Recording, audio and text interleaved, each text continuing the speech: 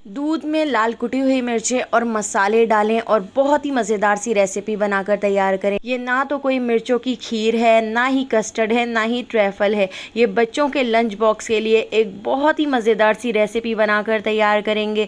तो इस मज़ेदार सी रेसिपी को बनाने के लिए मैंने यहाँ पर 1 कप दूध ले लिया है। तो दूध को हमने एक फ्राइंग पैन में ऐड कर दिया है। इसके अंदर थोड़ी सी मलाई भी है। इसके अंदर मैंने हाफ़ टी स्पून लाल कुटी हुई मिर्चें ऐड कर दी हैं। 1 टीस्पून हमने इसमें ज़ीरा ऐड कर दिया है। इसके साथ ही हाफ़ टी स्पून लाल पिसी हुई मिर्चें भी मैं इसके अंदर ऐड कर देती हूँ। हाफ़ टी स्पून नमक। इसके साथ ही मैंने यहाँ पर सफ़ेद तिल ले लिए हैं। तो 2 टीस्पून भर के हम इसके अंदर सफ़ेद तिल भी ऐड कर देते हैं। हाफ़ टी स्पून पिसी हुई काली मिर्च। इसके साथ ही हाफ़ टी स्पून पिसी हुई सफ़ेद मिर्च और हाफ़ टी स्पून मैंने इसमें चिकन पाउडर ऐड कर दिया है। और दूध को हम उबाल आने तक पका लेते हैं। जितनी देर दूध को उबाल आ रहा है, यहाँ पर मैंने 2 कच्चे आलू ले लिए हैं। तो आलूओं को हम ग्रेटर की मदद से ग्रेट कर लेते हैं। इनको हमने कद्दूकश कर लिया है। आलूओं को कद्दूकश करने के बाद अब इन आलूओं को हम ऐड कर देते हैं दूध के अंदर। एक बार आप अपने घर में इस रेसिपी को ज़रूर बना के देखिएगा। आपके बच्चों को इतनी पसंद आएगी कि बच्चे रोज़ाना लंच बॉक्स में इसी रेसिपी को ले जाने की फरमाइश करेंगे। शाम की चाय के साथ भी ये मज़ेदार सी रेसिपी बहुत ही ज़्यादा टेस्टी लगती है। तो आलूओं को हमने दूध के अंदर ऐड कर दिया है और इसको अच्छी तरह से मिक्स कर लेते हैं और इसको ढककर मैं 5 मिनट के लिए छोड़ देती हूँ ताकि आलू थोड़े से कुक हो जाएं। तो दोस्तों, यहाँ पर मैं आपको याद दिलाती चलूँ, अगर आपको मेरी रेसिपी अच्छी लग रही है तो लाइक करना बिल्कुल भी मत भूलिएगा। और अगर रेसिपी अच्छी नहीं लग रही है तो आप इसको डिसलाइक भी कर सकते हैं। और मुझे कमेंट करके ज़रूर बताइएगा कि आप मुझे किस सिटी और किस कंट्री से देख रहे हैं, ताकि मैं आपका थैंक्स कर सकूँ। तो पहला थैंक्स जाता है एनी गुल को मर्दान से, आमना को कराची से, कनीस फातमा को गुजरावाला से, फरीदा को सऊदी अरब से, अरसलान को ग्रीस से। तो मेरी रेसिपीज़ को इतना पसंद करने के लिए आप सबका बहुत बहुत शुक्रिया। आप मुझे ज़रूर कमेंट किया करें। तो यहाँ पर आप देख सकते हैं मैंने यहाँ पर ले लिया है आधा कप सूजी। टेबल स्पून से नाप कर बताऊँ तो तकरीबन 6 टेबल स्पून हम इसके अंदर सूजी ऐड कर देते हैं। सूजी ऐड करके हम इसको अच्छी तरह से मिक्स कर लेंगे। और अब मैंने यहाँ पर ले ली है चिकन। तो मैंने यहाँ पर उबली हुई चिकन ली है। 3 पीसेस चिकन को मैंने नमक के साथ बॉईल करके इस तरह से श्रेड कर लिया था। चिकन ऐड करके चिकन को भी हम इसके अंदर अच्छी तरह से मिक्स कर लेते हैं।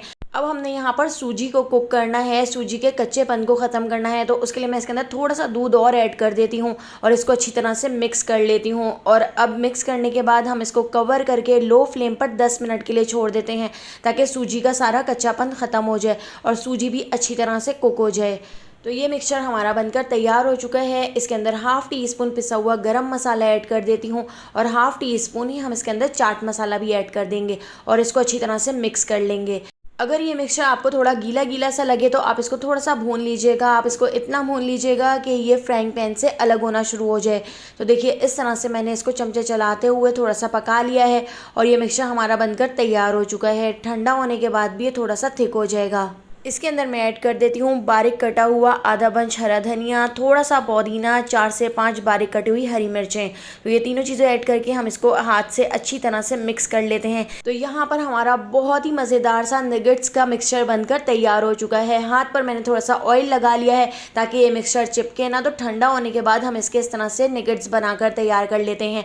बच्चों के लंच बॉक्स के लिए ये रेसिपी बहुत ही मज़ेदार बन के तैयार होती है। आपने अगर इसको एक बार बना लिया तो बच्चे हर हफ्ते इसी रेसिपी को बनवाने की फरमाइश करेंगे और रोज़ाना बच्चे अपने स्कूल के लंच बॉक्स में इस रेसिपी को ले जाने की जिद करेंगे। मैंने इनको चिकन नगेट्स के शेप के बनाकर तैयार कर लिए हैं। इसके ऊपर अंडे की कोटिंग करने के बाद मैंने ब्रेड क्रम्स की कोटिंग कर ली थी। इसको इस तरह से बनाने के बाद आप तकरीबन 4 से 5 दिन के लिए इसको फ्रीज़र में स्टोर करके भी रख सकते हैं। तो अब हमने इनको शैलो फ्राई कर लिया है। थोड़े से ऑयल के अंदर मैंने इस तरह से इनको फ्राई कर लिया है। आगे पीछे से पलटते हुए बहुत ही अच्छा सा कलर आने तक हमने इनको फ्राई कर लिया है। ऊपर से क्रिस्पी और अंदर से बहुत ही ज़्यादा मज़ेदार हमारे नगेट्स बनकर तैयार हो चुके हैं। तो एक बार इस रेसिपी को ज़रूर ट्राई कीजिएगा। रेसिपी पसंद आई हो तो लाइक, शेयर और सब्सक्राइब करना बिल्कुल भी मत भूलिएगा और बेल आइकन के नोटिफिकेशन को ज़रूर ऑन कीजिएगा। फेसबुक, टिकटॉक या यूट्यूब पे देख रहे हैं तो मेरे चैनल को ज़रूर फॉलो कर लीजिएगा। आने वाली वीडियो तक मुझे दीजिए इजाज़त। अल्लाह हाफ़िज़।